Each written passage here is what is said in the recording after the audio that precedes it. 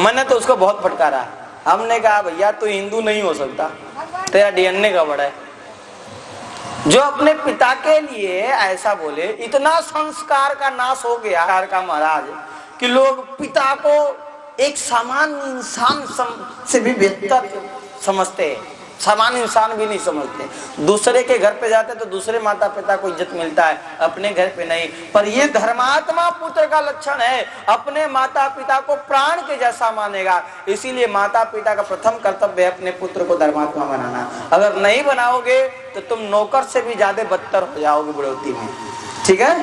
इसीलिए कभी भी बता रहे हैं, अगर आप माता पिता बने हैं तो अपने पुत्र को धर्मात्मा बनाइए, इससे आपको 101% लाभ मिलेगा। ये समझ, आपको ही लाभ मिलेगा। अगर आपका पुत्र धर्मात्मा बनेगा तो आपका सेवा करेगा, आपकी भक्ति करेगा, आपका सेवा करते हुए कहेगा कि पिताजी में भगवान दिखते हैं। और नहीं तो भैया नहीं तो फिर घबरा जाओगे, गृहस्थी में दुख मिलेगा। गृहस्थी कोई सुखी का साधन नहीं। यहाँ पे नभग जी अपने पुत्र को धर्मात्मा बनाते हैं, इसलिए नाभाग जी को चिंता नहीं हुई, दुख नहीं हुआ कि भाई ने हमें धन नहीं दिया। पिताजी की सेवा और करने लगे। एक दिन पिताजी ने कहा, देखो कुछ दूरी पे अंगिरस गोत्र में उत्पन्न ब्राह्मण तप कर रहे हैं, उनको स्वर्ग जाना है। वो डेली कुछ गलती कर देते हैं, डेली कुछ गलती करते हैं। 2 मंत्र वेदों में, वेद तो और पढ़ लेते हैं पर 2 सूक्त भूल जाते हैं। इस विधि में 2 सूक्त और बोलना चाहिए, वो बार बार भूल जाते हैं। अब ये दूर हैं, खटिया पे पड़े होंगे या बैठे होंगे, घर पे रहते होंगे, वो अपने पुत्र को दूर से बता रहे हैं कि वहां चले जाओ। अब बताइए, इनको दूर से अनुभव हो गया। इसका मतलब पहले को लोग इतने तपस्वी हुआ करते थे कि वो अनुभव करते थे कि कहाँ के लोग क्या गलती कर रहे हैं बैठे बैठे। मोबाइल नहीं था कि वीडियो देख के गलती पकड़ेंगे।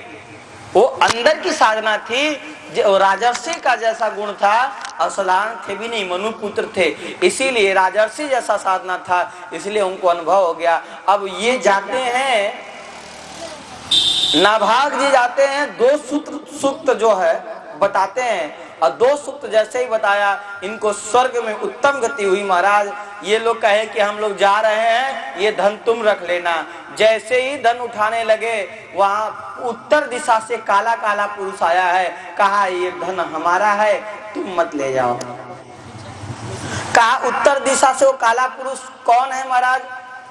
तो आगे जब अपने पिताजी के पास गए, कहा कि जाओ अपने पिताजी से पूछ लो, अगर वो कह देंगे कि ये धन तुम लेके आओ तो तुम ले जाना, मैं इसको अपना नहीं मानूंगा, पर अपने पिताजी से पूछ के आओ।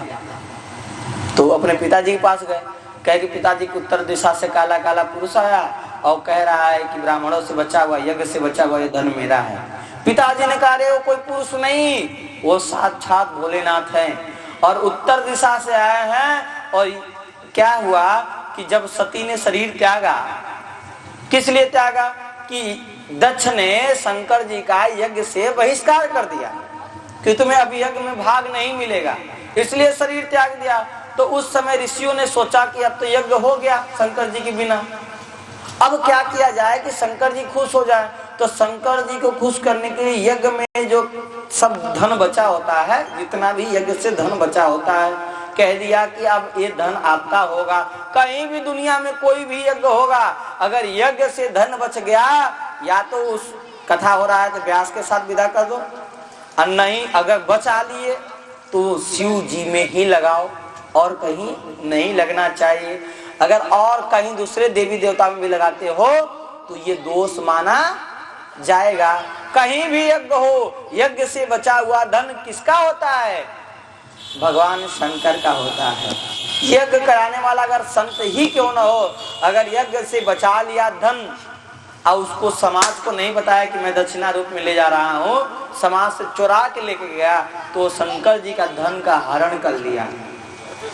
और शंकर जी का धन का हरण करने से सुखी कोई नहीं हो सकता महाराज। इसीलिए बड़ा हिसाब किताब रखना चाहिए, यज्ञ करने कराने वालों को बड़ा ही सोच समझ के कराना चाहिए। धन आए और अगर पूरा धन खर्चा कर दो ना, क्या है भंडारा टंडारा, कुछ गरीब और को बंटवा के शंकर जी की तरफ से, चाहे मंदिर संदिर बना के कैसे भी पूरा कर दो, उसको रखना नहीं है। अब यहाँ भोलेनाथ के पास गए, नभग जी ने कह देना कि ले जाइए आपका धन है। भोलेनाथ जी के पास गए और नाभाग जी ने पहले दंडवत किया, साष्टांग लौट के भूमि पे दंडवत किया, और दंडवत करने के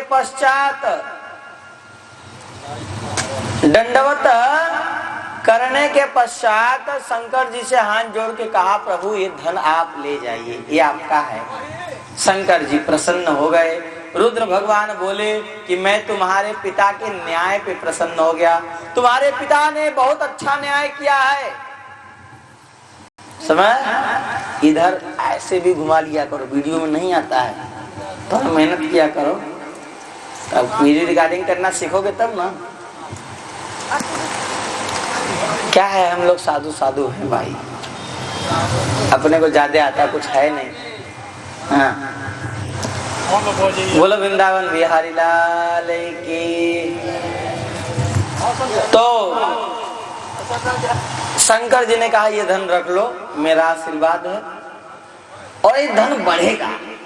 कहते इन्हीं के पुत्र हुए, नाभाग जी के ही पुत्र हुए अम्बरीश।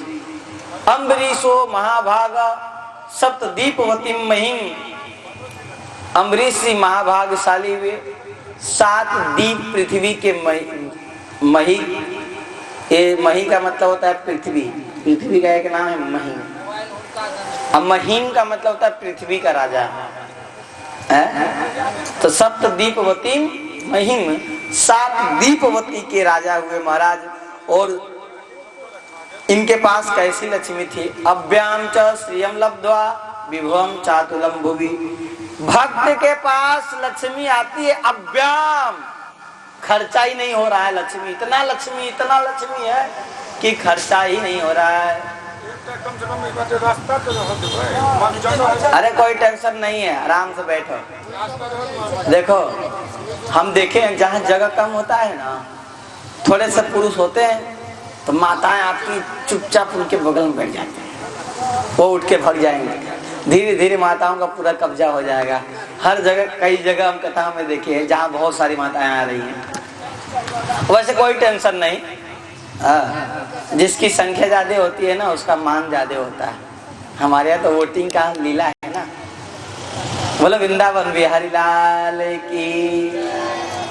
तो ये 7 दीपवती के जो है राजा हुए, और अव्याम लक्ष्मी वाले हुए। विभवम, विभव यानी ऐश्वर्य, ऐश्वर्य जो है उनके जैसा किसी का नहीं, अतुलित ऐश्वर्य था महाराज। कहते हैं कि ये सब तो था ही, पर इसके साथ साथ भक्ति भी अतुलीन, मतलब किसी से भक्ति का भी तुलना नहीं कर सकते थे। इतनी बड़ी भक्ति थी कि इनकी भक्ति का चर्चा पूरे संसार में होने लगा। कैसी भक्ति थी, कैसी भक्ति, उस भक्ति के बारे में हमें भी सुनना चाहिए कि राजा होने के बाद भी कैसी भक्ति करते थे। गरीब हैं हम लोग, गरीब, अब गरीब, कई लोग तो गरीबी रेखा से भी नीचे, तो फिर भी वो भक्ति नहीं कर रहे। तो हमारे यहाँ कहा गया है जो अमीर होके दान न करे और जो गरीब होके तप न करे, ये दोनों का जीवन बेकार है। गरीब होके तप करे, अमीर होके दान करे, तभी दोनों का जीवन सफल है। और नहीं तो अमीर होके दान न करे या गरीब होके तप न करे तो दोनों बेकार है। आज दोनों ऐसे ही है। गरीब तप कर पा रहा है, भक्ति कर रहा है क्या? गरीबी भगवान ने दी तो खूब भक्ति कर रहा, कंठी पहन रहा, तिलक लगा रहा, नहीं। गरीब भी माँ से खाएगा, गरीब भी दिखावा करेगा, कर्जा ले लेके शादी करेगा, ये क्या मतलब है? अरे तुम गरीब भगवान ने बनाया है, चिंता फ्री बनाया है, आपको ज्यादा टेंशन नहीं दिया है, भजन कर लो भाई, तर लो भाई, समय मिला है, अच्छा मिला है, बहुत अच्छा है कि ज्यादा प्रपंच नहीं भगवान ने दिया है। तो पर गरीबी का लोग फायदा नहीं उठा पाते। हालांकि भक्त कहाँ पैदा हो कोई नहीं जानता, अमीर भक्त भी होता है, गरीब भक्त भी होता है, अमीर संत भी होते हैं और एकदम फक्कड़ संत भी होते हैं। संत होते हैं महाराज।